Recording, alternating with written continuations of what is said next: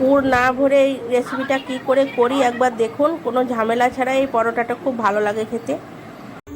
আমি দেখুন আজকে বেসন, আটা, ময়দা এগুলো দিয়ে আলু দিয়ে কীরকম করে পরোটা করব, গুলে বেটার করে করব।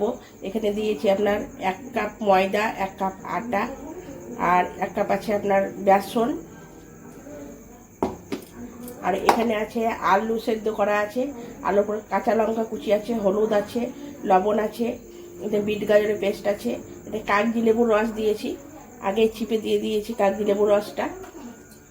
এখানে কাগজি লেবুর রসটা দিয়েছি, একটা কাগজি লেবু দিয়ে দিয়েছি। নিয়ে এটা ভালো করে জল দিয়ে প্রথমে একটু পেস্ট করে নেব, তারপরে ওগুলো সব দেবো, আটা, ময়দা।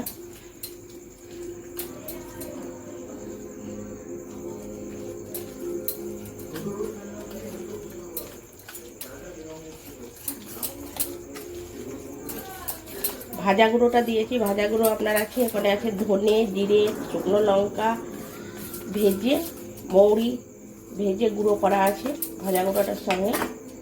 ভাজা গুঁড়োটা একদিন দিব ভিডিওটা, ভাজা গুঁড়োটা হামেশা এতে ওটা দিয়ে কিছু দিয়ে মানে করা আছে, আপনাদেরকে এটা দিতে হবে ভিডিওটা।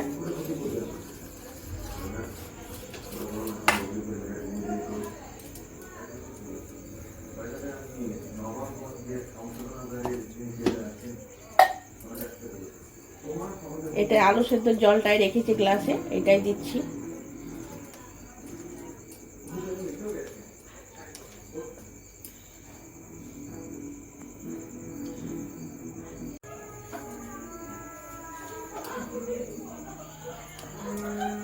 ব্যাটারটা যেরকম এরকম এরকম পাতলা মতন হবে। কড়াইয়ে তেল দিয়েছি,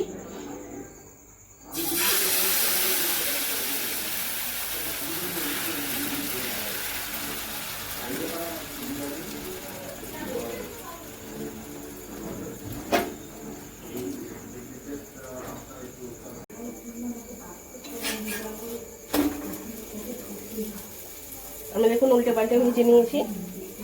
এবার নামিয়ে নেব। ওই তাওয়াটা ছোট হচ্ছিল বলে নামিয়ে দিলাম। এটা লোহার তাওয়াটা চাপিয়েছি, এরকম করে করব।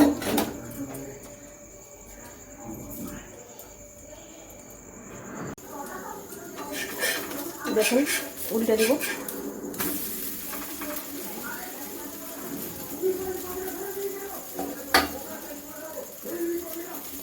পুর ভরা ঝামেলা ছাড়াই পরোটা দেখুন, এটা খেতে খুব ভালো হয় আর খুব নরম হয় একদম।